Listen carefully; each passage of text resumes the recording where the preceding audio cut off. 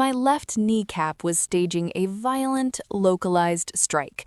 After 9 hours sprinting across the aggressively sterile asphalt of the Golden Oak Country Club, my only desire was to empty the pebble from my shoe and perhaps expire quietly. I backed my aching spine against the nearest hunk of overpriced metal, a candy apple red Ferrari that smelled faintly of leather and unchecked ego. Chirp! The driver's side door swung open. I squinted through my severely smudged glasses. The man behind the wheel looked like a devastatingly handsome sleep paralysis demon.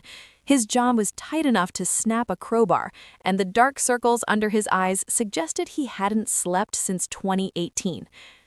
"Get in the passenger seat," he deadpanned, his voice a gravelly rasp of pure exhaustion. I blinked at him. "Are you kidnapping me, or are we carpooling to therapy, because I'm clocking out in 10? Get in."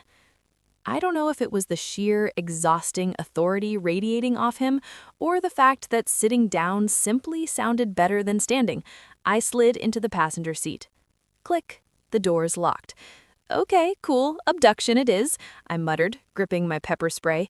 "Just so you know, my net worth is negative 12 grand, and my depth perception is a medical tragedy." He ignored me. He just slumped sideways over the center console, invading my space until his nose hovered an inch from my neck. He inhaled deeply, a desperate, ragged breath that dragged across my cheap syrup. I braced for an attack, or a really weird tech bro pitch.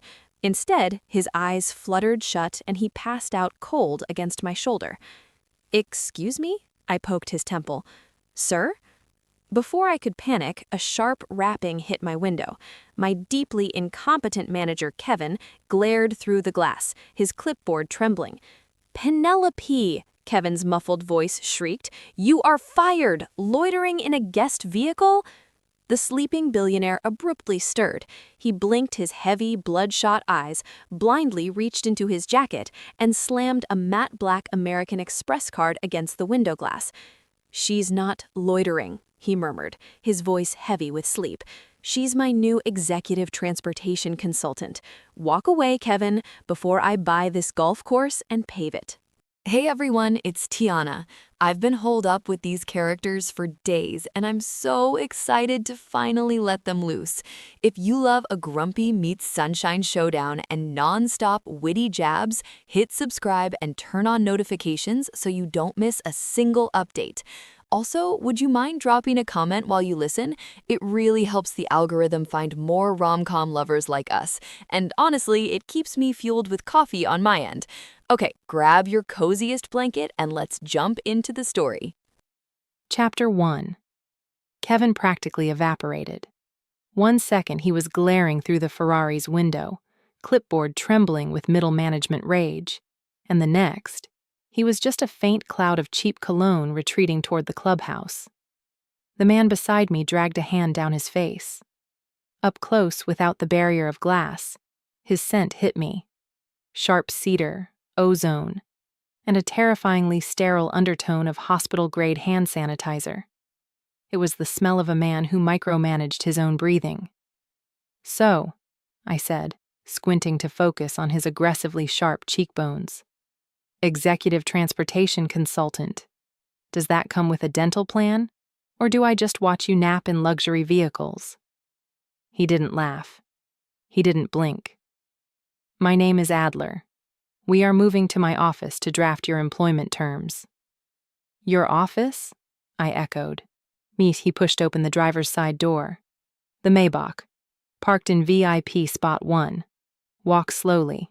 My nervous system is operating on spite and espresso." 10 minutes later, I was sitting in the back of a luxury SUV that cost more than my genetic lineage would ever earn. The interior was oppressive, sterile white leather. I was terrified to breathe too heavily, lest my cheap vanilla body spray permanently contaminate the upholstery. Adler sat across from me, tapping away on a sleek tablet with furious, precise movements. His tailored linen suit practically screamed organic, but the rigid way his shoulders locked up betrayed a man clinging to sanity by a very thin, expensive thread. "Here." Adler said, sliding the tablet across the pristine center console. A standard non-disclosure and independent contractor agreement. Sign at the bottom. I leaned forward, my nose practically touching the glass screen just to read the tiny font.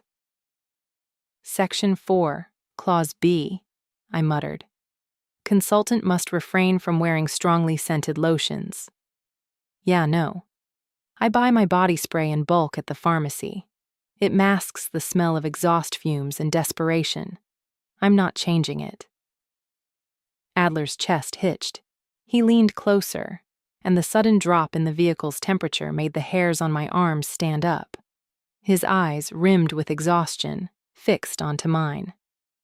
Your scent is precisely why you are here. Keep the vanilla, but cross out the clause regarding your hourly rate. I scoffed, my financial panic flaring. Listen, I have student loans that are mathematically impossible to pay off in this lifetime. I'm not doing this for free just because you have pretty, sleep-deprived eyes. Multiply the number by 4, Adler interrupted, his voice dropping into a low, terrifyingly calm register. And I will add comprehensive dental, provided you agree to Clause 7. I squinted at the screen. Consultant must maintain a conversational volume and demeanor that prevents the client from focusing on corporate liabilities. I looked up. You're paying me a 400% markup to insult you so you don't have a panic attack? I am paying for a distraction, he corrected stiffly, adjusting his immaculate cuffs. My biology demands order. Currently, everything is in chaos. You are abrasive, unexpected. You force my attention away from the impending merger of my firm. I'm a legally blind valet with bad knees, I corrected, tapping the stylus against the screen. But for that kind of money, I will absolutely mock your ridiculous linen suit and your weird obsession with sanitation. Adler's jaw tightened. Sign the document, Penelope. I hesitated. It was absurd. But my bank account was a desolate wasteland, and the warmth radiating from his massive frame was oddly grounding. I scrawled a messy signature across the digital line. Done, I announced, tossing the stylus back. Now, what exactly? A blood-curdling shriek shattered the quiet of the country club parking lot. Adler flinched, his head snapping toward the clubhouse doors with unnatural speed. Without a word, he shoved the Maybach door open. I scrambled after him, my bad knee popping in protest as we sprinted into the grand lobby. A crowd of socialites was gasping in horror at the main wall. There, hanging over the marble fireplace, was the priceless 16th century oil portrait of the Golden Oak Club founder, now sporting a massive, anatomically incorrect neon pink mustache. Chapter 2. The lobby of the Golden Oak Country Club was a masterpiece of pretentious, hushed reverence, usually. Right now, it sounded like a flock of highly affluent seagulls fighting over a French fry. Socialites in designer evening wear clutched their pearls, staring up at the 16th century oil portrait of Silas Montgomery. Silas was supposed to look like a stoic, visionary pioneer. Instead, he looked like he was starring in a very aggressively budgeted adult film, thanks to the massive, neon pink, anatomically inappropriate mustache scrawled across his upper lip. Adler halted right behind me. I could physically feel the drop in temperature radiating off his massive frame. His chest hitched, a harsh, jagged intake of air that sounded dangerously close to a hyperventilating predator. "The painting," Adler rasped, his voice vibrating with a terrifying, low frequency. "That portrait is the primary collateral for tomorrow's real estate merger. If it is destroyed, my investors will walk." "Okay, first of all, it's an improvement," I muttered, pushing my glasses up my nose. Silas had a weak chin. The neon pink really balances his facial symmetry. Adler did not find this funny. He stalked forward, the crowd of wealthy patrons parting for him like he was an impending natural disaster. I scrambled after him, my knees clicking in protest, until we stood directly beneath the defaced masterpiece. Because my depth perception is practically a medical emergency, I had to step onto the raised marble hearth of the fireplace. I leaned in, my nose hovering perhaps a centimeter from the canvas, squinting through the smudged lenses of my glasses. Don't touch it," Adler ordered, his voice tight. "I'm not touching it. I'm visually interrogating it," I shot back. I inhaled. The harsh chemical tang of fresh permanent marker hit my nostrils, but there was something else underneath it, something medicinal, minty. "Adler, smell this." He stepped up onto the hearth beside me. The man was enormous. His broad shoulders completely eclipsed the overhead chandelier, plunging us into a deeply intimate, shadowy proximity. The suffocating heat of his body washed over me, and the distinct scent of cedar and sterile ozone drowned out the frantic whispers of the crowd behind us. He leaned his head down, his cheek brushing agonizingly close to mine. I froze, my breath catching in my throat as his nose hovered over the pink ink. He took a slow, deep, terrifyingly focused breath. His biological enhancements weren't a secret, but seeing his jaw lock as his predatory senses parsed, the air was intensely unnerving. "Dry erase," Adler murmured, his voice a low rumble that vibrated straight through my spine. "Industrial grade, and methyl salicylate." "Bengay," I translated, my eyes widening. "The vandal uses muscle rub." Before we could form a hypothesis, a shrill, pompous voice echoed through the lobby. "Adler!" We turned. Reginald, the club president, was marching toward us, his face purple with rage. "This is corporate sabotage. Your rivals did this to tank the merger, Adler. I will have you both thrown out." Chapter 3. 10 minutes later, we were back in the Ferrari. The club lobby was officially a crime scene, and Adler's nervous system was completely fried. His hands gripped the leather steering wheel so hard his knuckles were bone white. "Okay, switch seats," I ordered, unbuckling my belt. "Contract clause number whatever. I drive when you look like you're about to mentally implode." He didn't argue, which was the most terrifying part. We swapped seats. I adjusted the mirrors, squinted at the dashboard, and pulled out of the parking lot at a blistering 12 miles per hour. "Turn on the radio," Adler commanded, leaning his head back against the headrest. "My playlist.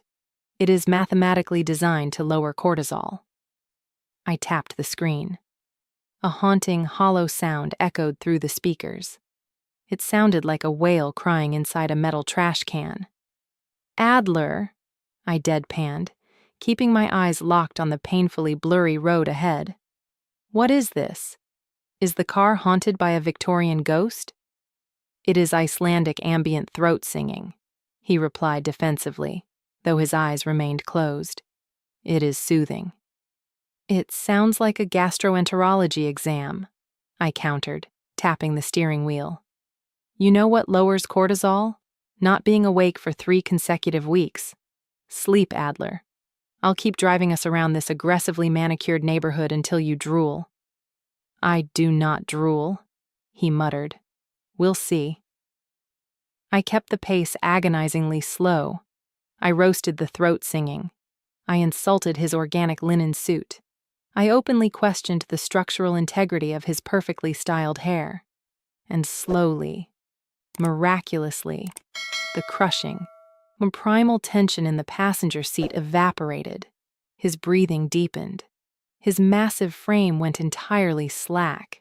He was asleep, completely, defenselessly unconscious.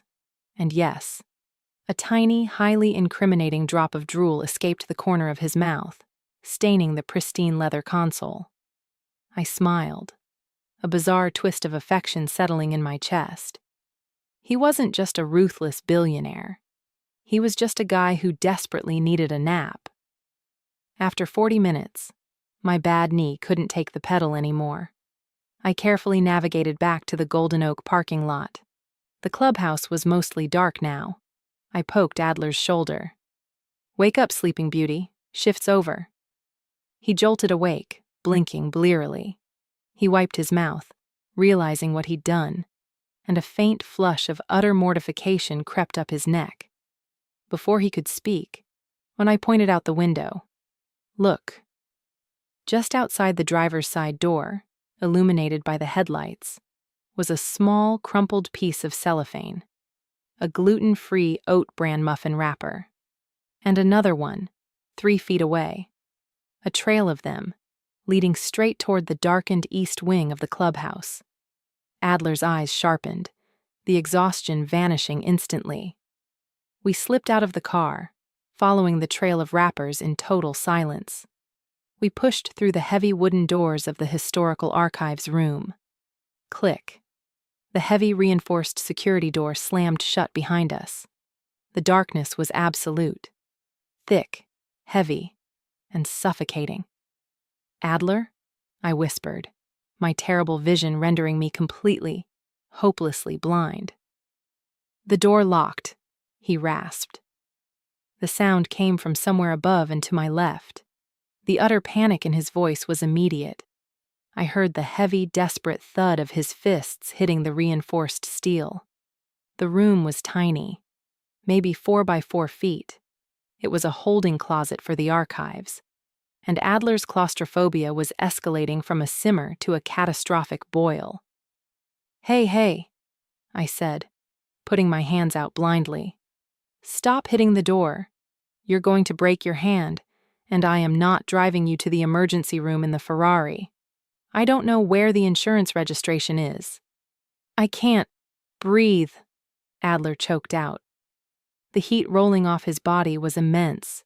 His biological temperature was skyrocketing, flooding the cramped space with the agonizingly sharp scent of cedar and raw fear.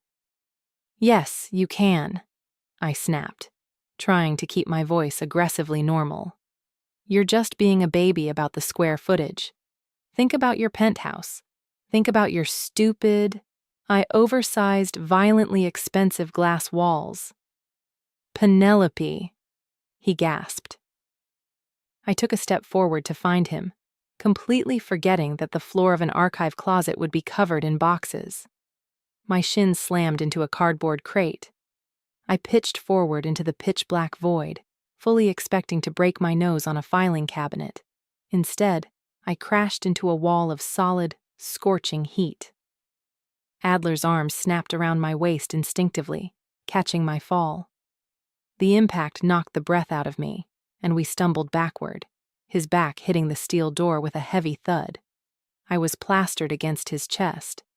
I could feel the frantic, hammering rhythm of his heart beneath the expensive linen of his shirt. He was running so hot it felt like I was holding onto a radiator.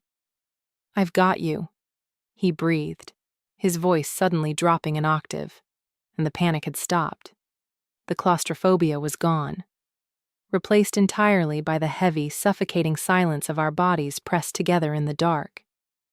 His face was buried in the crook of my neck, his nose brushing right against my pulse point. He inhaled, a long, deep, shuddering breath that dragged a trail of fire down my spine. "Vanilla," he whispered against my skin, the word sending a violent shiver through my entire body. "You smell like vanilla and defiance."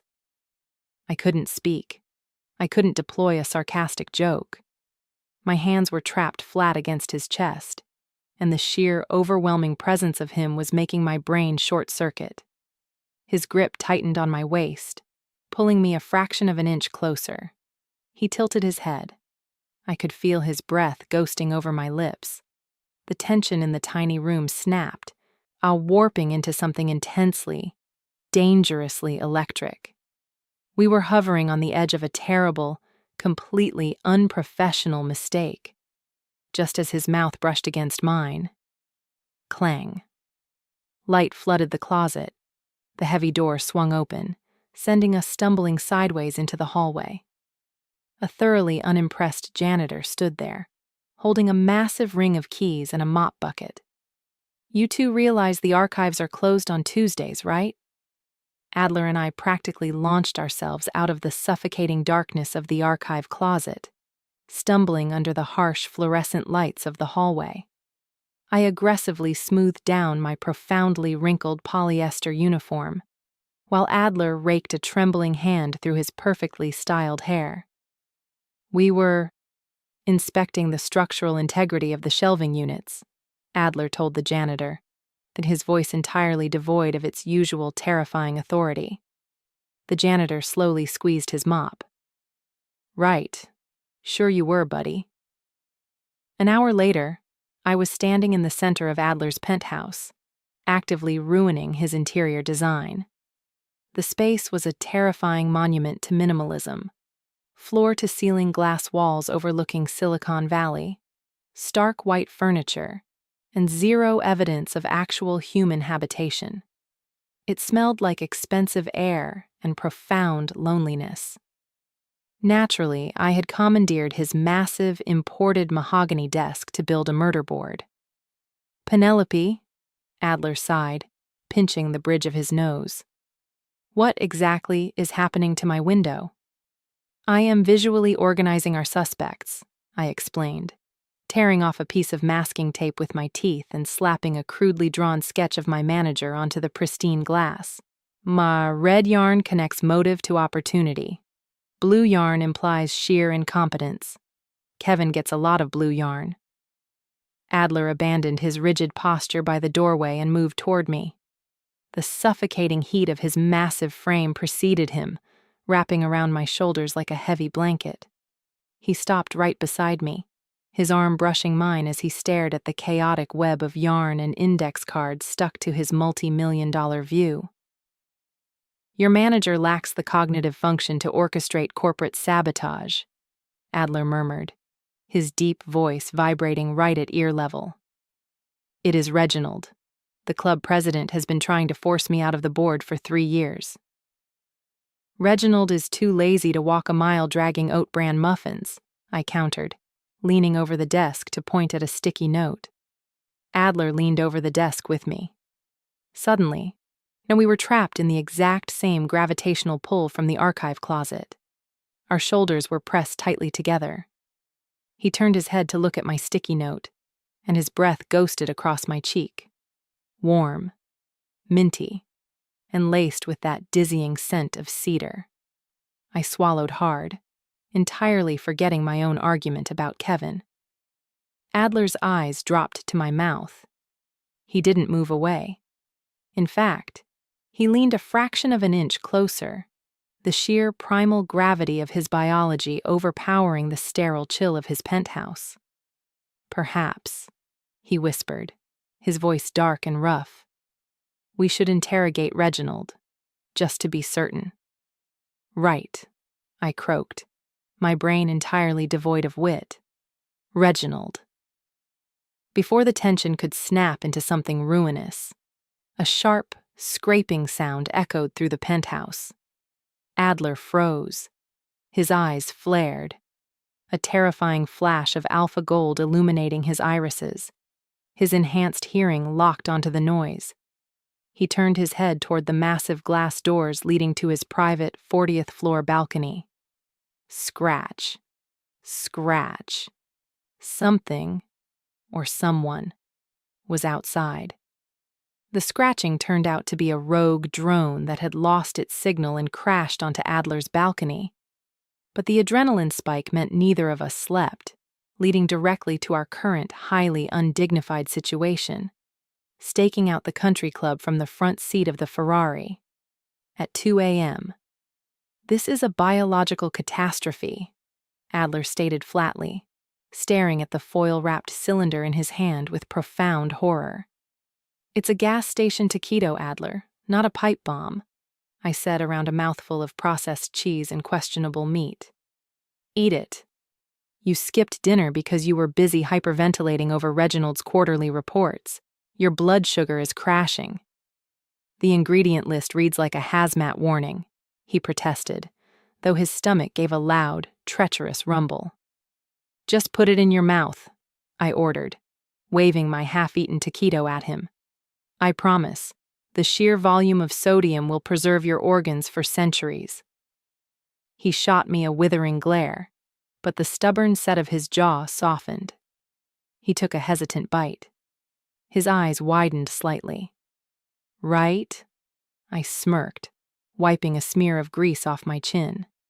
The culinary apex of synthetic cheese. Adler didn't answer.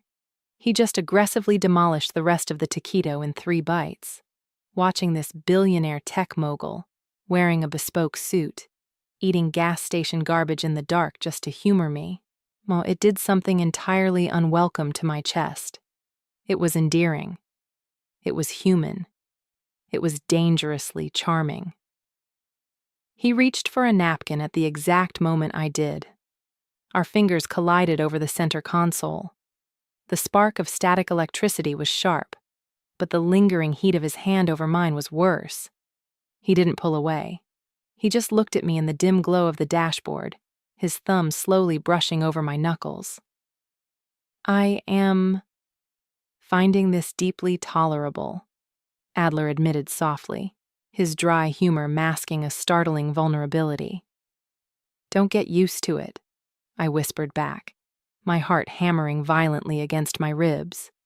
I charge extra for junk food companionship. He leaned in, the cedar scent overpowering the smell of cheap processed food. Put it on my tab. Wait, I gasped, ripping my hand away and pointing blindly out the windshield. Look. A shadowed figure, dressed entirely in black, was scurrying across the manicured lawn toward the botanical gardens, and they were carrying a massive, stolen, potted fern. Hey! I yelled, throwing the car door open. I hit the asphalt sprinting. The thrill of the chase fueled me for exactly 4 seconds before my tragically weak left knee remembered it belonged to an exhausted valet. A sharp pop echoed in the quiet night, and my leg simply folded underneath me. I braced for the brutal impact of concrete. Instead, a wall of pure muscle slammed into my back. Adler's arms whipped around my waist, hoisting me entirely off the ground before my knees could scrape the pavement. He pulled me flush against his chest, both of us breathless and tangled together in the dark. I have you, Adler grunted. His arms wrapped so tightly around my waist my feet were dangling 2 inches off the asphalt. I totally had him, I lied, my voice shaking as I gripped his forearms to steady myself. I was just executing a tactical drop roll. You ruined my momentum. Your knee sounds like a pepper grinder, Adler muttered, his chest heaving against my back. The primal protective heat rolling off him was suffocating. He didn't put me down. Instead, he effortlessly adjusted his grip, scooping me up into his arms like I weighed nothing more than a clipboard. Put me down, I hissed, my face burning with acute embarrassment.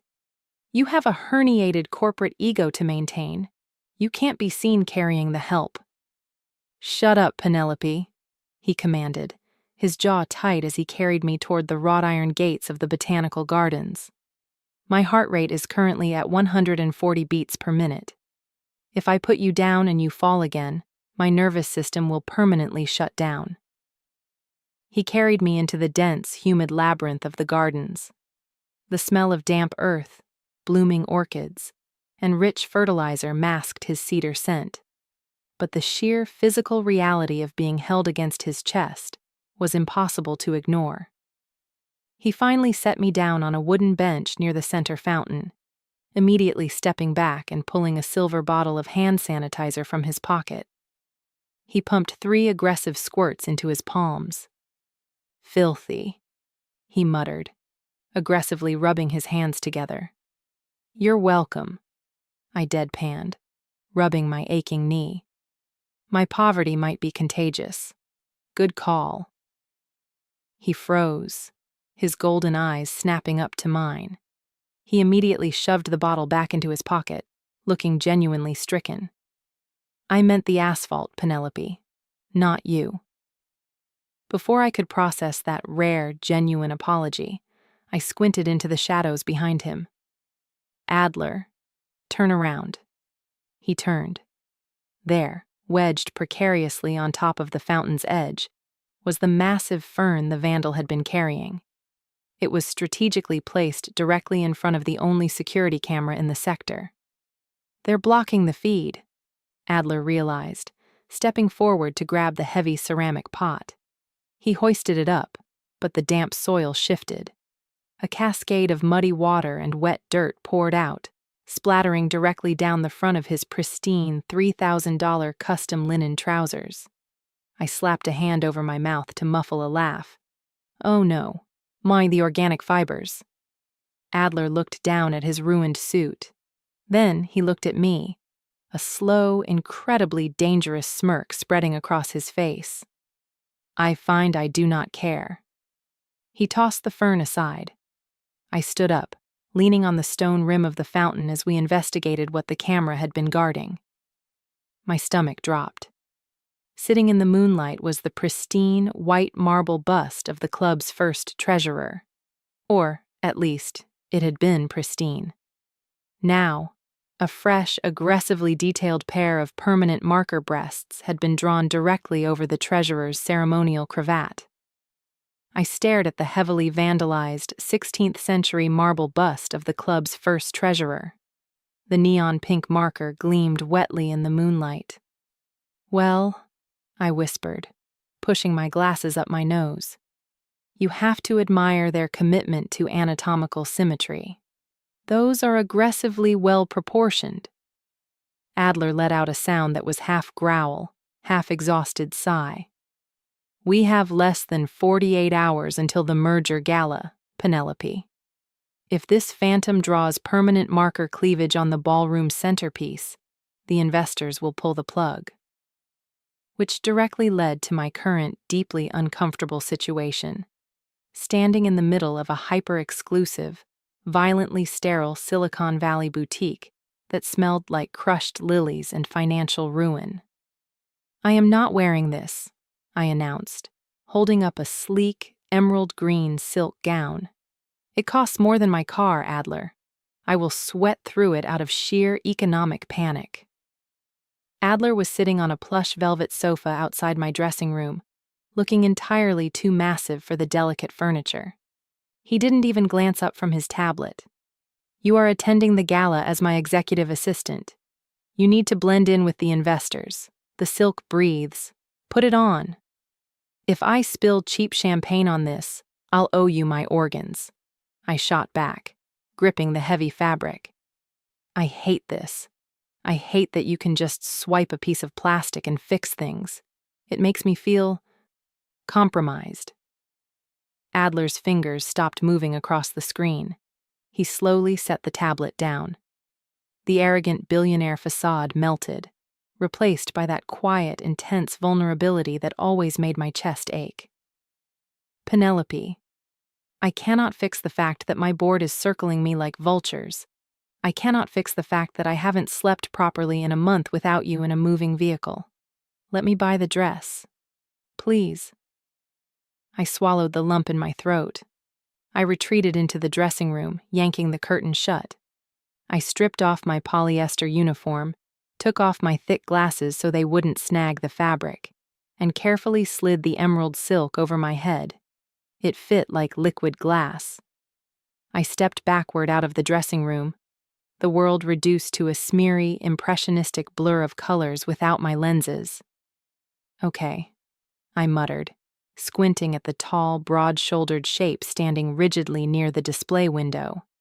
I put the terrifyingly expensive fabric on, but if you tell me I look like a vision of corporate synergy or some nonsense, I am walking out of here and returning to my life of poverty. The shape didn't move. It just stood there, aggressively silent. Hello? I squinted harder, stepping closer and poking a stiff, unyielding chest. Adler, are you rebooting? Because your posture right now is giving profound emotional constipation. Loosen up. You look like a terrified coat rack.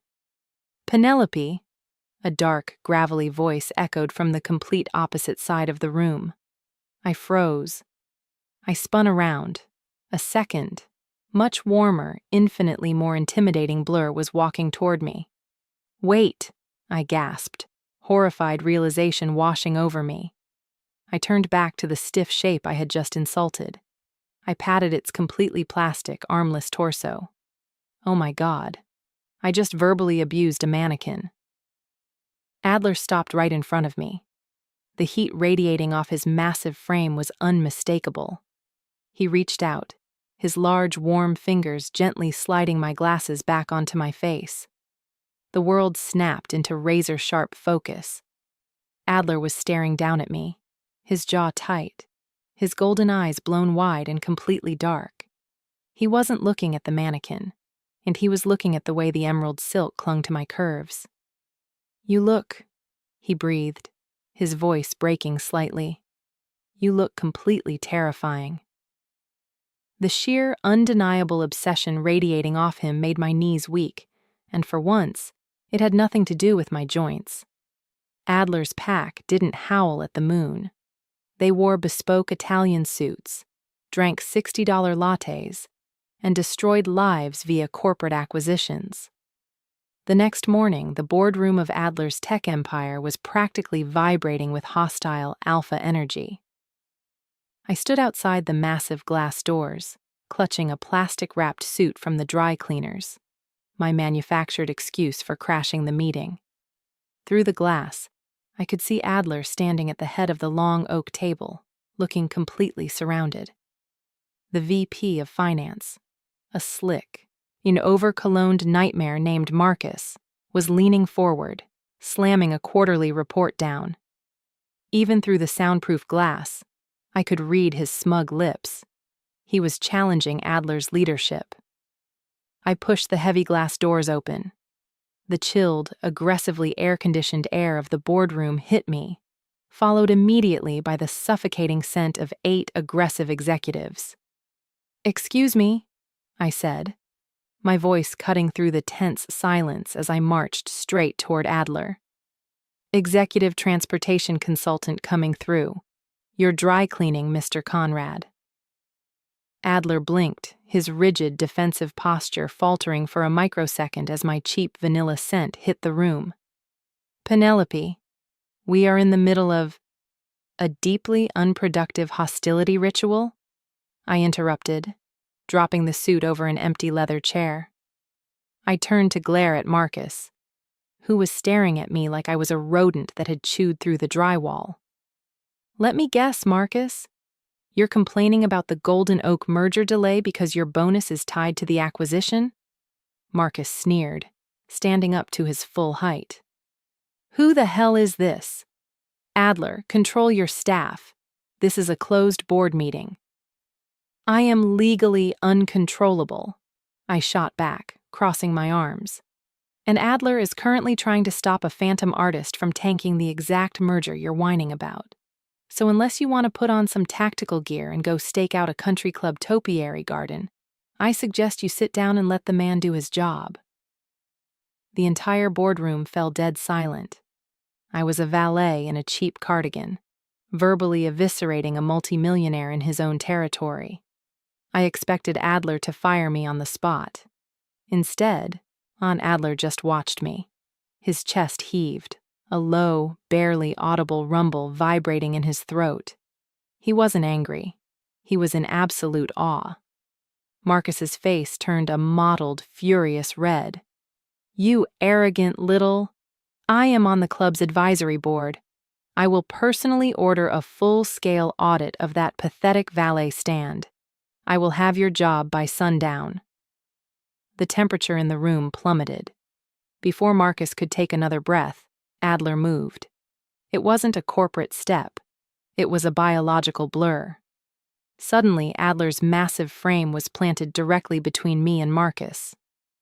"You will not audit the valet stand," Adler said.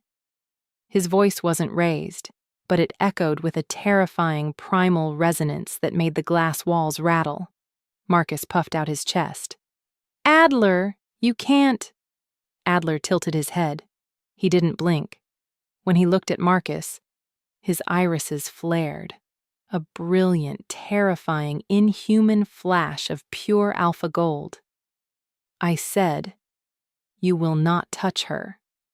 Marcus physically recoiled, sinking back into his ergonomic leather chair as if all the oxygen had been sucked out of the room. Adler didn't look away from him, but he reached backward, his large, scorching hand wrapping firmly around my wrist. "Meeting adjourned," Adler growled. He dragged me out of the boardroom. The heavy thud of the Ferrari's doors locking felt terrifyingly permanent. We were parked in the subterranean garage beneath Adler's corporate headquarters. The dim, flickering fluorescent lights cast long shadows over the leather interior. Adler was practically vibrating. The alpha gold hadn't entirely faded from his eyes, and the heat radiating off his body was making the cramped cabin of the sports car feel like a sauna. "Adler," I started, my voice trembling slightly. "You can't just threaten your VP." "He threatened you," Adler snapped, his grip on the steering wheel white-knuckled. "He threatened your livelihood, my biology. It does not care about corporate hierarchy, Penelope. It only cares that he was targeting my—" He cut himself off, swallowing hard. "Your what?" I challenged, the sarcastic shield I always hid behind completely failing me. My heart was hammering so violently against my ribs I was sure his enhanced hearing could pick it up. "Your employee? Your consultant?" Adler let out a ragged, desperate sound. He abandoned the steering wheel. He lunged across the center console, his massive hands framing my face. "You," he breathed, his thumb tracing the line of my jaw. "Just you." He didn't wait for a sarcastic comeback. He crashed his mouth down onto mine. The kiss was an absolute devastation of boundaries. It was weeks of suffocating proximity, sleep deprivation, and agonizing tension finally snapping. His lips were bruising and desperate, tasting of mint and expensive coffee. I gasped against his mouth, my hands instinctively tangling into the lapels of his custom suit to pull him closer. He groaned, a deep, rumbling sound that vibrated straight through my chest, angling his head to deepen the kiss. The sterile, controlled billionaire was completely gone. This was the predator underneath, entirely consumed by the messy, chaotic reality of wanting someone he couldn't control. My fingers gripped his shoulders tightly, from the heavy fabric of his suit jacket bunched under my hands. I was completely lost in the overwhelming sensory overload of him, until I inhaled deeply through my nose. Beneath the overwhelming scent of his cedar and ozone, woven directly into the expensive wool of his lapel, was a harsh, medicinal sting. I froze. I shoved hard against his chest, breaking the kiss with a loud gasp. Adler blinked, his eyes blown wide, his breathing ragged. "Penelope? Did I hurt you?" "No," I choked out, staring at his jacket in absolute horror. "Adler, your suit. What about it?" he rasped, looking entirely disoriented. "I smell it," I whispered, leaning away from him as the terrifying reality crashed over me. The scent from the paintings, the scent from the boardroom. I looked up into his confused, beautiful face. "Adler, Marcus smells like Ben Gay." The phantom vandal wasn't some random employee at the club. The call was coming from inside the house. "Marcus?" I echoed, the adrenaline of the kiss violently clashing with the bizarre reality of the clue. I leaned back against the passenger door, my brain scrambling to connect the dots. "Your aggressively over-cologned VP of Finance is the phantom mustachio?" Adler stared at his own lapel, his chest heaving as he processed the information. He lifted the fabric to his nose, his jaw locking tight. He complained of tennis elbow last week. He practically bathed in muscle rub before the board meeting. But why would he deface country club property to stop a merger he actively wants a bonus from? "Maybe he's playing 4D chess," I suggested, crossing my arms to suppress a shiver. The lingering heat from his mouth was still ghosting over my lips, and my nervous system was entirely short-circuited. Or maybe we just need concrete proof before you fire a multimillionaire. We need the security footage. Which is precisely how, at 2 a.m, I found myself leading a billionaire tech-mogul through the service entrance of the Golden Oak Country Club, like a pair of tragically dressed cat burglars. "Step exactly where I step," I whispered, waving a hand behind me. Kevin's security team is wildly incompetent, but Gary, the night guard, usually wakes up from his nap around this time to steal string cheese from the kitchen. "I am wearing extremely expensive Italian leather shoes," Adler murmured, his massive frame looming behind me in the pitch-black hallway. "They are not designed for espionage. They squeak on linoleum." "Then float, Adler," I shot back, squinting through the gloom.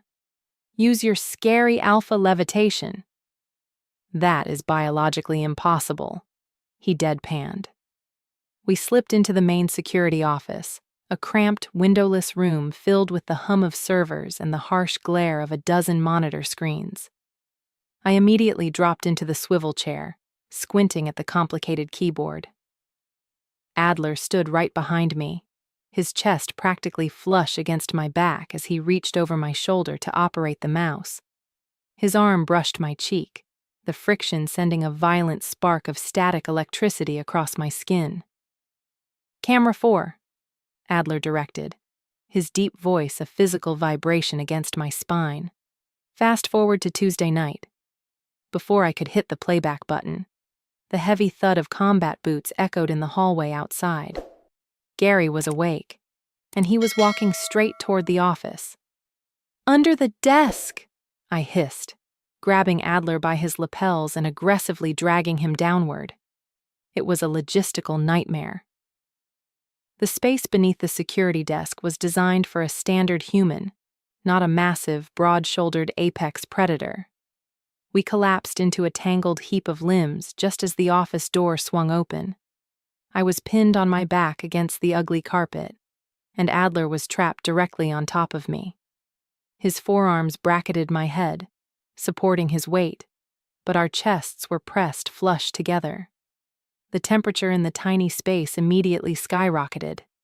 His body heat was suffocating, burning right through the thin material of my uniform.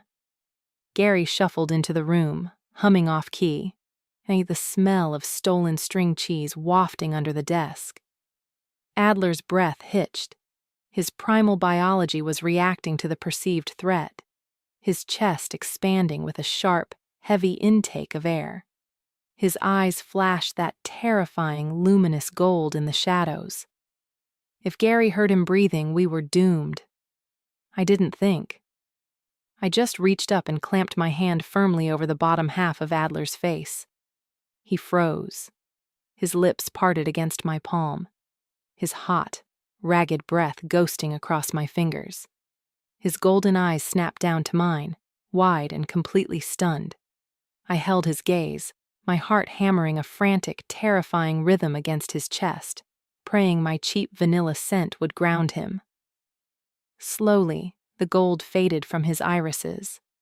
The rigid, predatory tension melted out of his shoulders, and he slumped heavily against me, utterly compliant in the dark.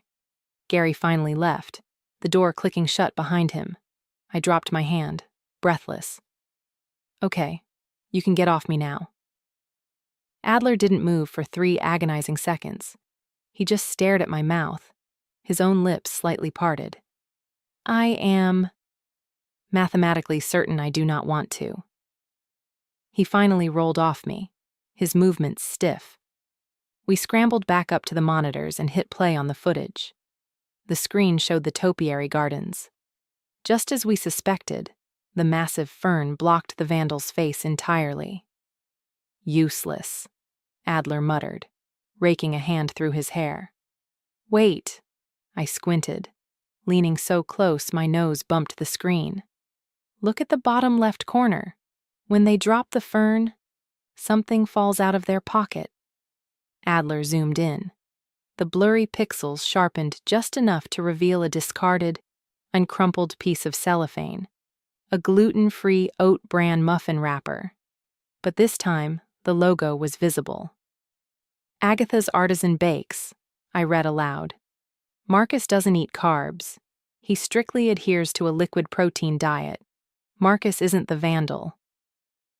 The bell above the door of Agatha's Artisan Bakes chimed with a cheery, aggressively quaint jingle that made Adler visibly twitch. It was 6 a.m.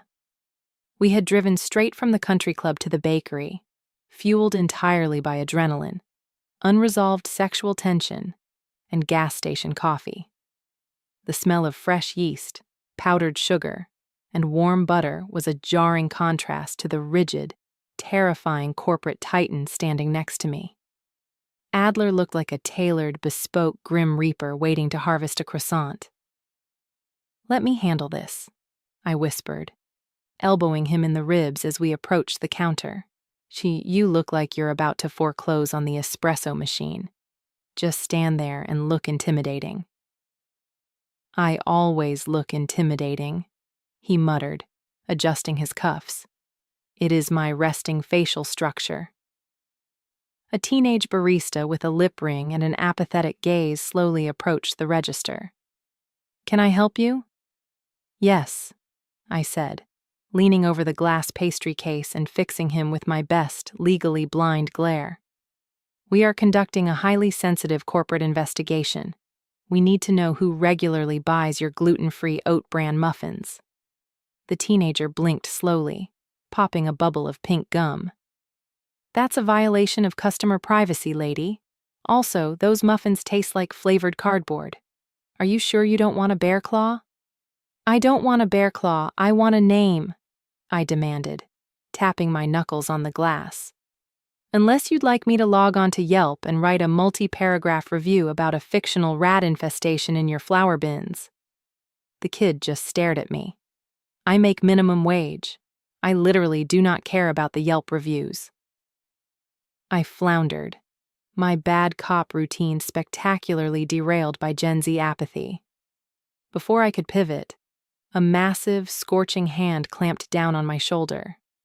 Adler stepped forward, completely eclipsing the pastry case. He didn't raise his voice. He didn't even look angry. He just exuded a suffocating, gravitational menace. He pulled out his matte black American Express card and set it gently on the counter. "I will purchase every single item in this bakery: the pastries, the espresso machine, the display case, and I will pay you a cash bonus equivalent to a year of your salary, provided you tell me who buys the oat bran." The teenager stared at the black card, suddenly looking very awake. He furiously typed into the iPad register. Loyalty member profile. Mrs. Higgins.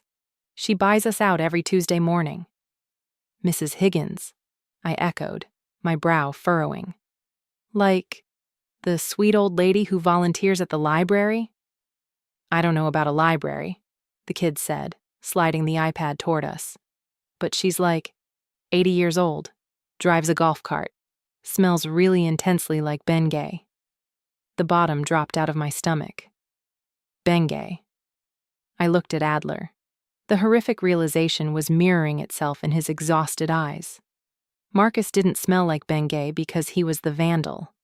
Marcus smelled like Bengay because he had tennis elbow. The true phantom mustachio was an octogenarian. "The head botanist," Adler breathed, his voice hollow. "Mildred Higgins. She oversees the entire Golden Oak greenhouse and historical gardens.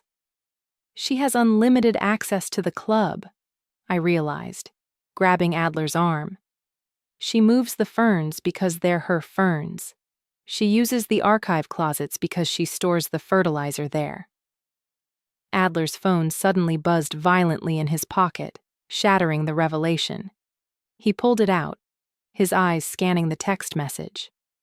The color completely drained from his face, leaving him looking like a beautifully sculpted ghost. "Adler?" I asked, my grip tightening on his sleeve. "What is it?" "It's Reginald," Adler rasped, his voice tightening with an impending panic attack. The investors. They changed their flight schedules. They aren't arriving tomorrow. Okay. I swallowed hard. When are they arriving? Adler slowly lowered the phone, his golden eyes blown wide with absolute horror. They are at the club right now, for a surprise walkthrough, and half the paintings in the East Wing are currently sporting neon pink facial hair. The Ferrari had never been driven with such terrifying, mathematically precise speed. We tore into the Golden Oak parking lot, the tires screaming in protest. We need a distraction, Adler bit out, his chest heaving as we sprinted toward the clubhouse doors. His biological temperature was spiking again, the cedar scent rolling off him in heavy, panic-laced waves. If the investors see the paintings, the merger is dead. Millions of dollars. The board will legally remove me. Breathe, I ordered, grabbing him by the lapels of his suit and physically halting him in the grand foyer. Look at me. Look at my blurry, sleep-deprived face. He stopped, his chest violently rising and falling beneath my hands. The sheer terror in his eyes was heartbreaking. He was a man who built an empire on absolute control, and right now he had none. I cannot. Stop them, he choked out, his fingers wrapping desperately around my wrists. There are too many paintings. They are already in the hallways.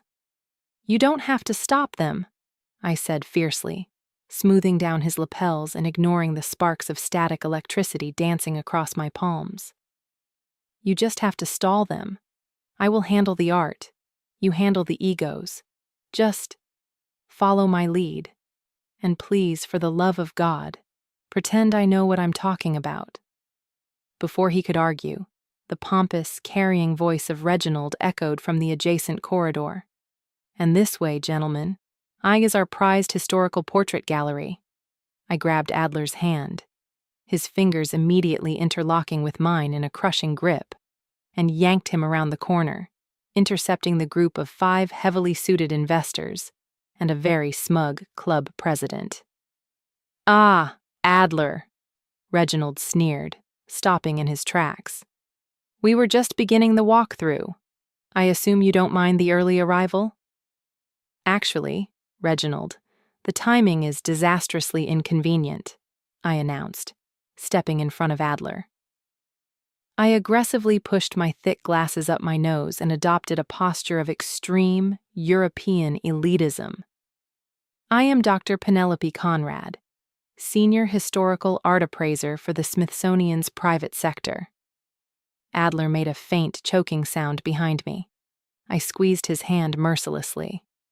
The lead investor, a stern man with silver hair, frowned. Appraiser? We were under the impression the art was ready for collateral viewing. It is undergoing an emergency atmospheric preservation cycle, I lied, my voice dripping with absolute conviction. The ambient humidity in this corridor has caused micro-fissures in the 16th century oil paints. We have had to drape the pieces in specialized UV blocking tarps to prevent complete structural collapse. Reginald blinked. Tarps? What tarps? The tarps my team installed at 3 a.m, Reginald, I snapped, gesturing vaguely down the hall with my free hand. If you expose these canvases to direct light before the curing process is complete, you will be personally liable for a $4 million degradation tax. The investors exchanged uneasy glances. The silver-haired man cleared his throat. Well, we certainly don't want to disrupt preservation protocols, but surely we can view just one, to verify the collateral? Absolutely not, I said, my heart hammering a frantic rhythm against my ribs. The localized temperature shift from your body heat alone could melt the varnish. Dr. Conrad is highly protective of the collection, Adler smoothly interjected. His voice was steady now, grounded by the sheer absurdity of my lie. He stepped up beside me, the suffocating heat of his massive body pressing into my side. He placed a heavy, possessive hand on the small of my back, We must adhere to her strict protocols. Perhaps we should tour the newly renovated golf course instead. The investors seemed to relent, nodding slowly. We were going to get away with it. I could feel the tension bleeding out of Adler's spine. Nonsense, Reginald scoffed, stepping forward with a malicious grin. One painting won't melt. This is ridiculous. Before Adler or I could physically intercept him, Reginald reached out and violently yanked the heavy canvas tarp off the centerpiece landscape painting hanging on the wall beside us. The tarp fluttered to the floor. The investors gasped. Adler let out a low, terrifying growl. There, painted directly onto a serene, priceless depiction of a historical babbling brook, was a massive, neon pink, anatomically flawless drawing of male genitalia. The dead, suffocating silence in the corridor was heavier than a physical blow. The 5 seasoned investors stared at the aggressively detailed, neon pink anatomy defacing the 16th century landscape. Reginald made a high-pitched, reedy sound, like a balloon slowly losing air. "Is that—" the silver-haired investor choked, violently adjusting his silk tie. "Are those micro fissures?" I blurted out, stepping sideways to physically block the canvas. "As I warned you, the UV exposure has caused the underlying abstract underpainting to aggressively bleed through the top coat. It's a tragedy of restoration." Nobody bought it. Adler didn't speak. He didn't roar. He simply began to fracture. I felt it before I heard it. A massive, violent spike in his biological temperature.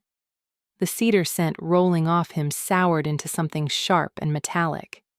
The panic wasn't just mental. It was a total, physiological burnout. His chest hitched in a ragged, desperate attempt to pull air into lungs that were suddenly paralyzed. "This merger is officially under review," the silver-haired investor announced, his voice tight with disgust. "Reginald, we are leaving." The group turned on their heels, marching down the hall. Adler swayed on his feet, his massive hands blindly catching the edge of a mahogany side table. His golden eyes were dilated, entirely consumed by the crushing terror of losing the one thing he could control: his company. "Adler," I whispered, dropping the ridiculous accent. He couldn't hear me. He was hyperventilating, the sound a horrific, wet rasp. I didn't think. I grabbed him by the heavy lapels of his custom suit, threw my body weight backward, and forcefully dragged him through the nearest open door, the VIP coat check room. I slammed the heavy wooden door shut, plunging us into absolute darkness. The tiny room smelled overwhelmingly of expensive wool, dry cleaning chemicals, and the sharp tang of his terror. Adler collapsed against the far wall, sliding down until he hit the floor. His knees pulled up to his chest, his head buried in his hands.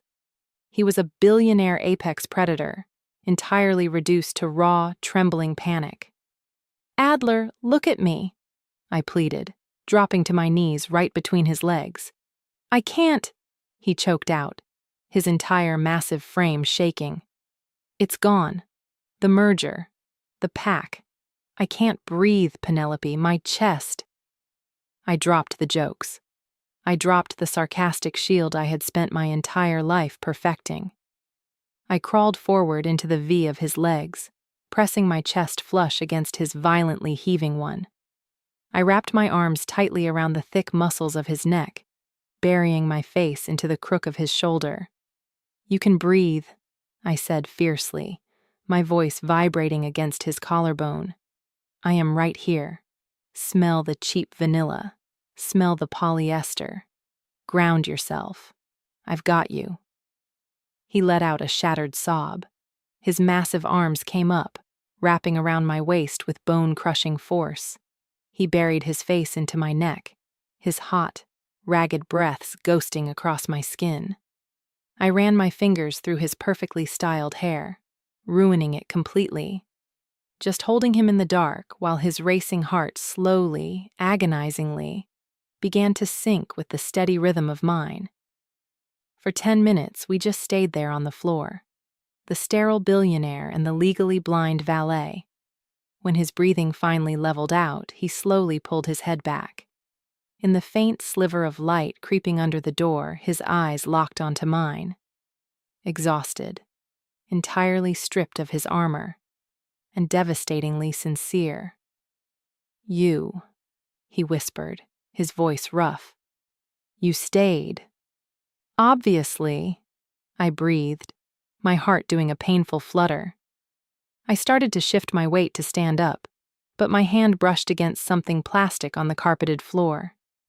I squinted down. Half hidden under a discarded Burberry trench coat was a neon pink Sharpie cap, and right next to it, caked in fresh potting soil, was a single orthotic gardening clog. I picked up the cap, the heavy realization clicking into place. "Adler," I whispered. "It's the botanist." The atmosphere in the Golden Oak Historical Greenhouse was thick, suffocatingly humid, and smelled intensely of blooming orchids, rich fertilizer, and medicinal muscle rub. Adler pushed the heavy glass doors open, his massive frame completely eclipsing the entrance. The panic attack had vanished, replaced entirely by a terrifying, cold, alpha stillness. He wasn't the frantic CEO anymore. He was a predator walking into his own territory. And I was 2 steps behind him, gripping the neon pink Sharpie cap like a tiny plastic weapon. There, standing at a potting bench and aggressively pruning a rare fern, was Mildred Higgins. She was 82 years old, barely 5 feet tall, and wearing a faded floral apron over a cardigan. She looked like a woman who baked cookies for church bake sales. But as she slowly turned to face us, her eyes held the vicious, unrepentant gleam of a seasoned domestic terrorist.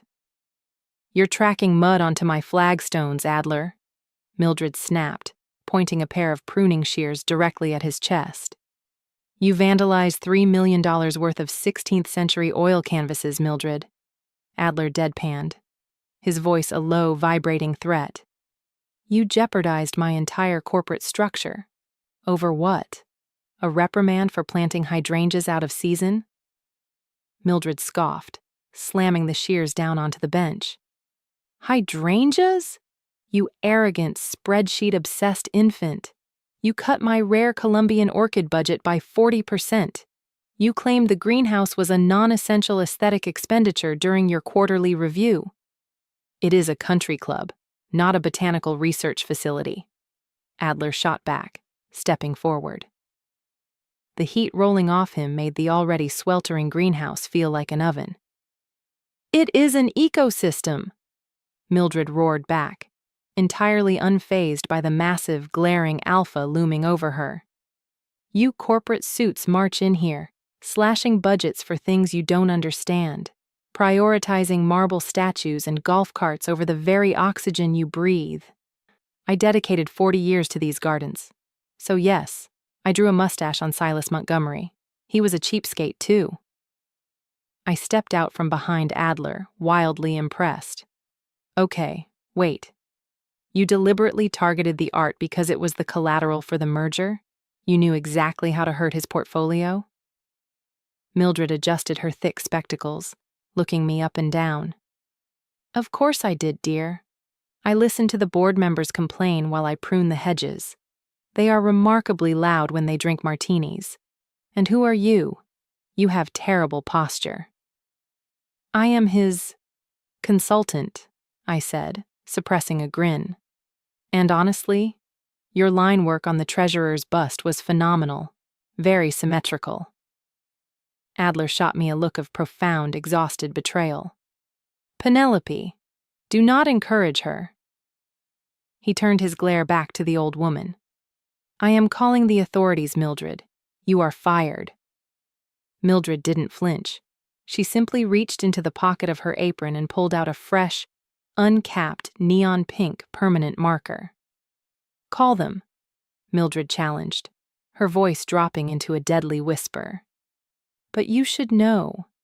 The centerpiece painting for tonight's merger gala? The massive $8 million fresco hanging directly above the main podium?"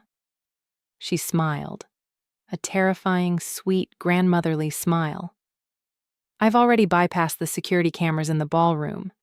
If my budget is not reinstated, and if you do not publicly apologize to me on that stage tonight, I will ruin the fresco before the salad course is served." Adler froze. "You are bluffing. My security team is locking down the ballroom." "Kevin is running your security," Mildred reminded him dryly. "The boy can't even find his own clipboard.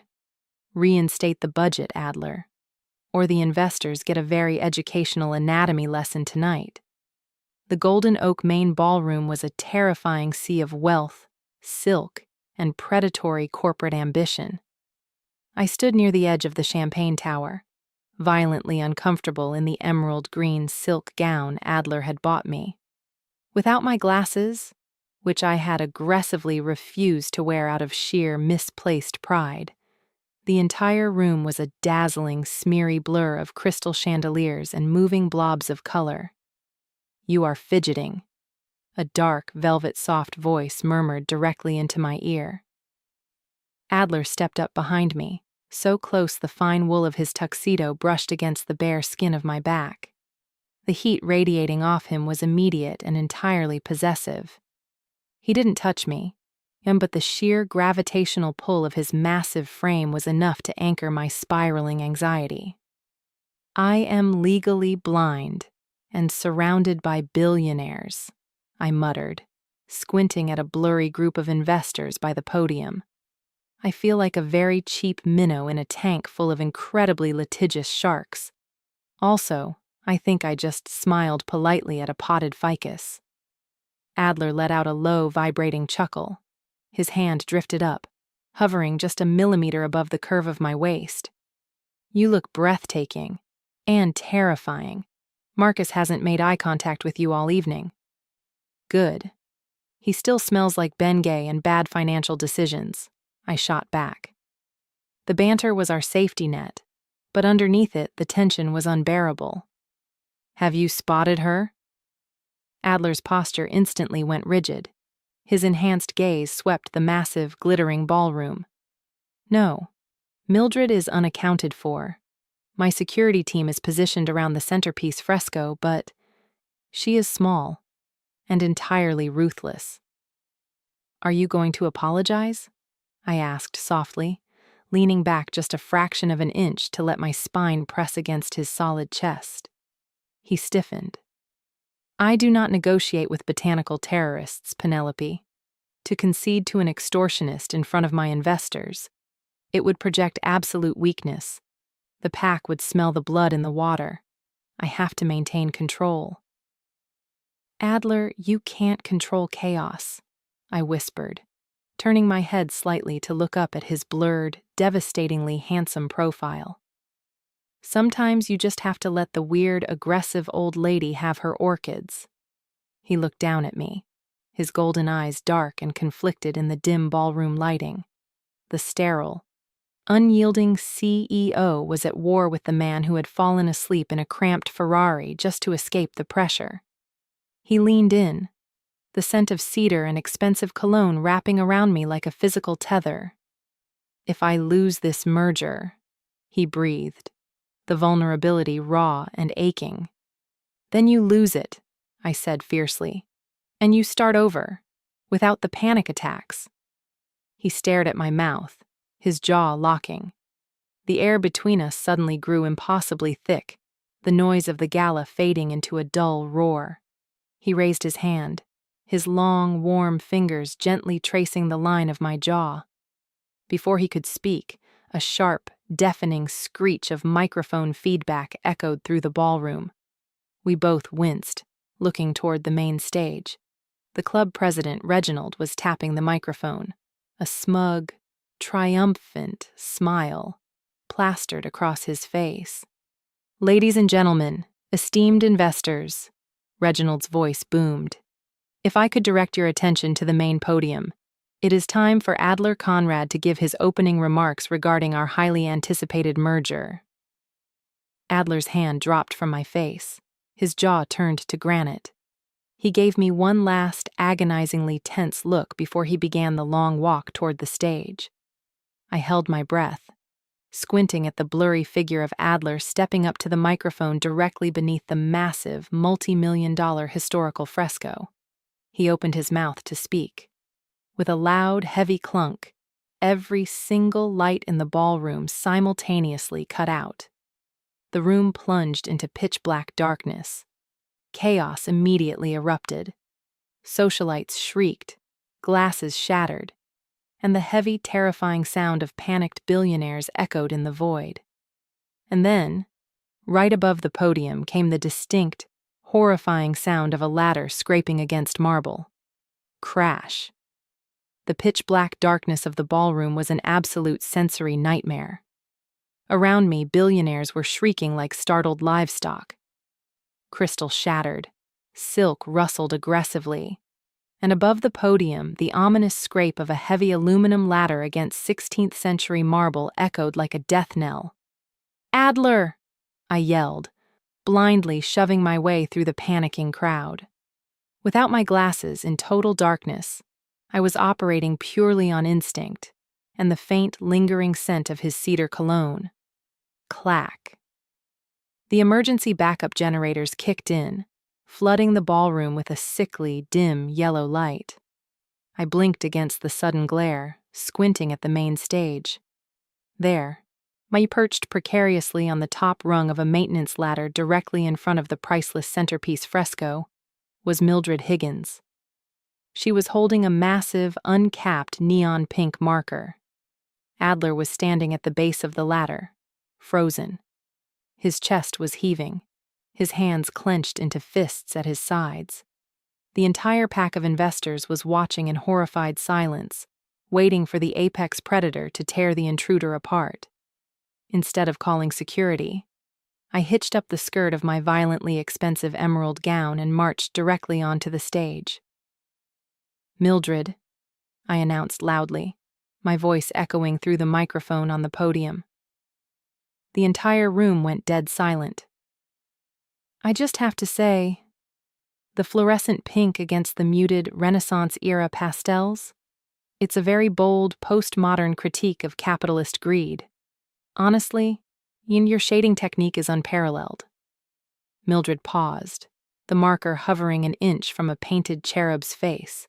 She looked down at me, her eyes narrowing. "Do you think so?" I was aiming for a subversive juxtaposition. "Nailed it," I deadpanned. I turned to look at Adler. His golden eyes were blown wide, completely, utterly bewildered by my tactic. I gave him a minute. Sharp nod. "Yield." Adler stared at me. Then he looked at the 82-year-old woman holding his corporate empire hostage with office supplies. The rigid, terrifying billionaire CEO took a deep, shuddering breath and completely surrendered. "Mildred," Adler said, his deep voice carrying over the silent, shocked ballroom. "You are right. The greenhouse is an ecosystem, not a spreadsheet. I deeply apologize for my gross oversight regarding your budget. Your funding for the Colombian orchids is fully reinstated, with a 20% increase." Mildred slowly lowered the marker. "And the hydrangeas? Plant them wherever you want." Adler sighed, pinching the bridge of his nose. "Plant them in my office." A collective gasp rippled through the crowd. The silver-haired lead investor stepped forward, his face purple with outrage. "This is a circus! Conrad, you are negotiating with a lunatic. We are pulling our capital. The merger is dead." Adler opened his mouth, the alpha instinct to defend his territory flaring, but I beat him to it. "Oh, please," I scoffed, leaning directly into the microphone. "You're pulling your capital? Because of a botanical dispute? Need I remind you, Richard? That your own firm's Q3 portfolio is currently hemorrhaging money because you invested heavily in a failed tech startup that promised Bluetooth-enabled toasters? The investor froze, looking horrified. Adler stepped up right beside me, the suffocating heat of his massive body pressing into my side. He leaned into the mic, his voice a low, ruthless rumble. And let us not forget, Richard, that without my infrastructure, your logistical supply chain collapses in exactly 3 weeks. You need this merger to cover your abysmal Q3 margins. So, unless you want to explain to your shareholders why you tanked a multi-billion-dollar deal over a fern, I suggest you sit down, eat your caviar, and enjoy the ambiance. The ballroom remained painfully silent. Richard swallowed hard, his face paling. Slowly, he adjusted his tie, turned around, and walked back to his table. Adler and I stood shoulder to shoulder on the stage. We had just ruthlessly roasted a room full of billionaires into submission. I looked up at him, my heart hammering against my ribs. He looked down at me, and the devastating, predatory smirk that spread across his face made my knees permanently weak. The adrenaline crash hit me the exact second we stepped off the elevator into the subterranean parking garage. My entire body was trembling. The emerald silk gown felt suddenly heavy, and the terrifying reality of what had just happened was suffocating. I had crossed every conceivable professional boundary. I had tied my chaotic, poverty-stricken existence directly to a terrifyingly powerful billionaire. We reached the Ferrari. The dim fluorescent lights buzzed overhead. "Okay," I blurted out, taking a massive step backward before Adler could open the passenger door. That was mathematically insane. "I think my shift is over. I'm going to take the bus home. Or maybe walk. Walking is good for the joints." Adler stopped. The relaxed, victorious posture he had carried out of the ballroom vanished, replaced instantly by a dark, heavy intensity. "You are not taking the bus, Penelope." "Adler, I have to," I rambled, my sarcastic shield practically vibrating as I threw it up. "If I get in that car with you right now, the entire dynamic shifts. We roasted investors. We saved orchids. You looked at me like I was the most important thing in the room, and I am biologically unequipped to handle that level of emotional perceived value. I'm a valet." "Get in the car," he commanded softly, stepping toward me. "No," I squeaked, backing up until my spine hit the cold concrete pillar. Adler closed the distance between us in 2 massive strides. He planted his hands on the concrete on either side of my head, entirely boxing me in. The scent of cedar, ozone, and pure, concentrated heat enveloped me. His chest heaved, brushing against the silk of my dress with every breath. "You are not running from this," Adler breathed, his golden eyes burning into mine.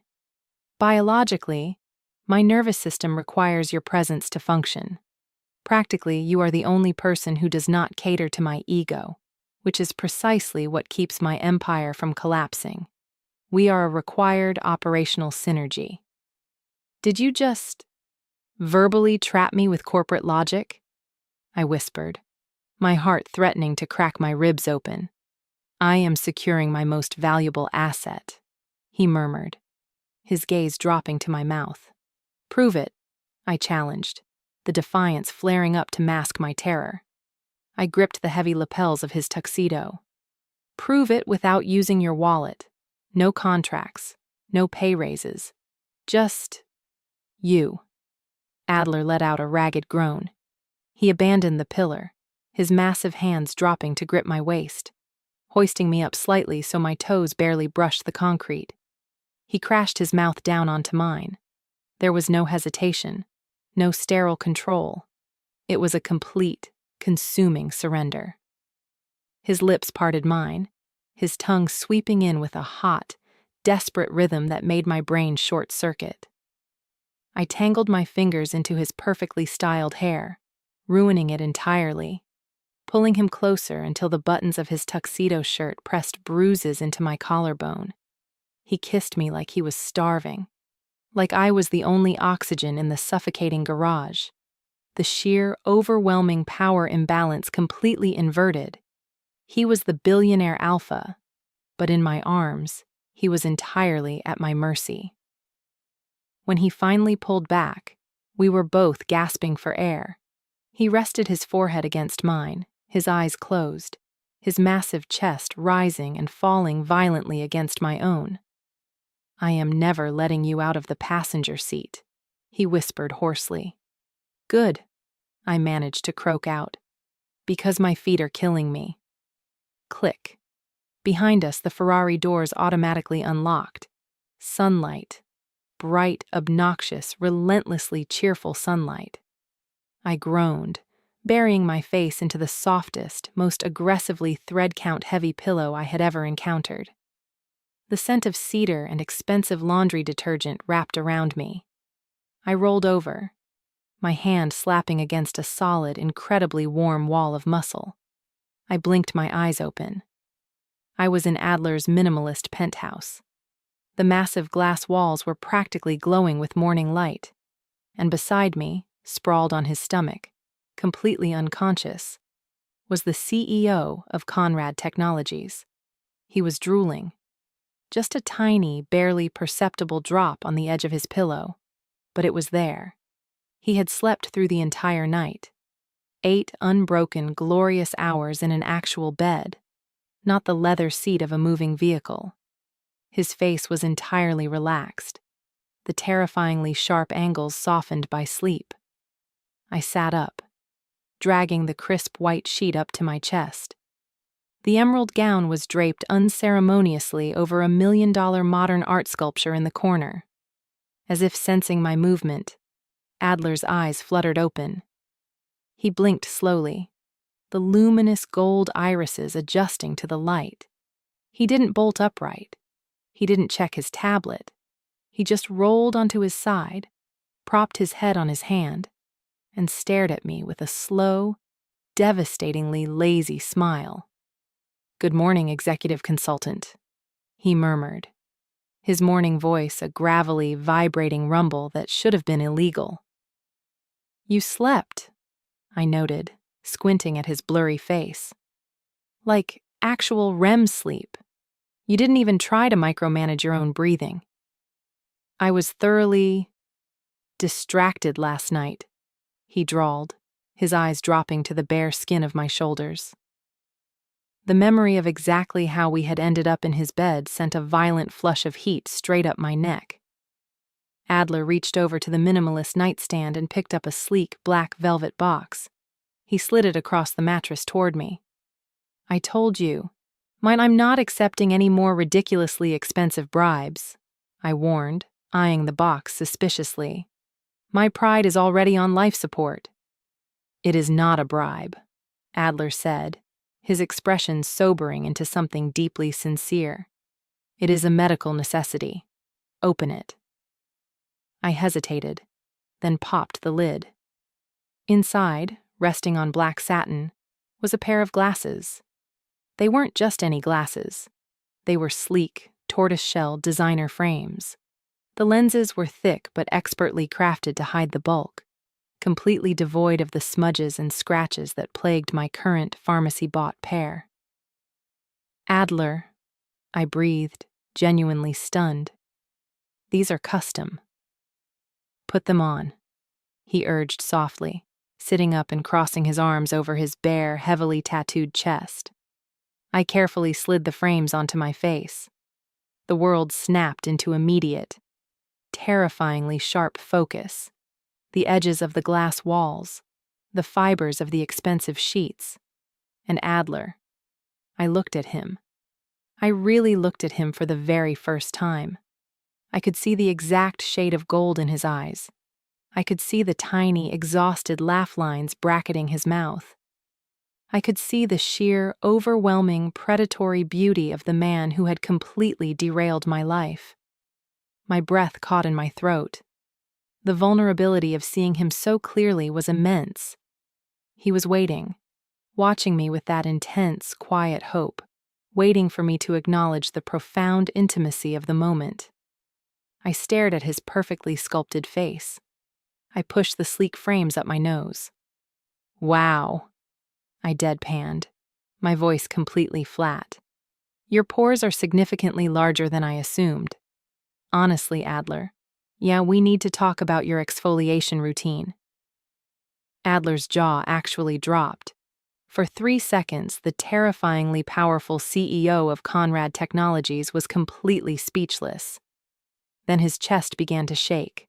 A low, gravelly sound vibrated in his throat, building until it erupted into a genuine, chest-deep laugh that made the mattress vibrate. "You are an absolute menace," Adler rasped, his massive hands gripping my waist and hauling me flat against his chest. "I cure your severe myopia, and you immediately use your newfound vision to critique my dermatology?" "I'm just saying," I mumbled against his collarbone, the scent of cedar and warm skin short-circuiting my brain. "With your net worth, you could afford a chemical peel." He didn't argue. He just rolled us over, completely blanketing me in his suffocating, glorious heat, and then kissed me until I entirely forgot the concept of pores. By 3 p.m, my life had fundamentally shifted. We were back on the aggressively sterile asphalt of the Golden Oak Country Club. Only this time, I wasn't sprinting in a polyester uniform, and my knees were structurally sound. Through the crystal-clear lenses of my new designer frames, the world looked terrifyingly vivid. Adler stood beside me, radiating a calm, deeply anchored alpha presence. The frantic, acidic edge of his biology was completely gone. He hadn't reached for his hand sanitizer in 6 hours. We approached the Valet podium. My deeply incompetent manager, Kevin, was aggressively organizing key fobs. I pulled a single neon pink sticky note and a Sharpie out of my pocket. I slapped the note directly onto the center of Kevin's pristine clipboard. And it read, "I quit. P.S. The Phantom Mustachio is an 80-year-old botanist. Good luck." Kevin blinked, his mouth opening and closing like a suffocating carp. "Penelope, you can't quit. We have a severe understaffing issue." Adler smoothly stepped forward. He didn't loom or threaten. He simply existed in his massive, bespoke-suited glory, crossing his arms over his chest. "She is the new executive logistics director for Conrad Technologies. Her contractual buyout is currently being wired to the club's administrative office." "Executive logistics?" Kevin stammered, his eyes darting between us. "What does she even logistics?" "Me," Adler deadpanned, his golden eyes flicking down to me with a devastating softness. "She logistics me." I grabbed Adler's hand, lacing my fingers through his, and dragged him away before my face could spontaneously combust. We reached the candy apple red Ferrari. For the first time, I didn't hesitate. I walked straight to the driver's side and slid behind the leather steering wheel. Adler didn't argue.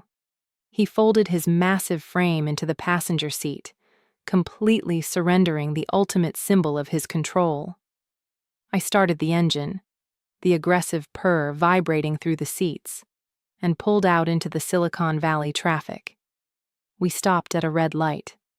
The cabin was warm, completely saturated with the soothing blend of my cheap vanilla body spray and his rich cedar scent. I glanced over at him. He was leaning back against the headrest, watching me. The dark, hollow circles under his eyes were finally beginning to fade. He looked peaceful. He looked like mine. "You know," I murmured, and tapping my fingers on the steering wheel. "With this new salary, I might actually buy a car that doesn't sound like a jet engine." Adler smiled, a slow, predatory curve of his lips. He reached across the center console, his large, hot hand resting heavily on my thigh. "You will drive this car, Penelope, because mathematically your terrible driving keeps my reflexes sharp." The light turned green. I maintained absolute eye contact with him, gripped the stick shift, and deliberately, aggressively ground the gears. A horrific, metal-on-metal screech tore through the luxury cabin. Adler visibly flinched, his jaw locking. My soul just permanently left my body. "Get used to it," I shot back, hitting the gas and swerving slightly into the next lane. I reached over and cranked the radio dial. And we are listening to early 2000s pop music. If you try to play that Victorian whale-crying ambient noise, I swear to God, Adler, I will merge directly into a garbage truck. Adler let out a long, exhausted sigh, but his hand tightened possessively on my thigh. "I despise you." "I know," I smirked, squinting slightly as the California sun hit the windshield. "It's a biological imperative."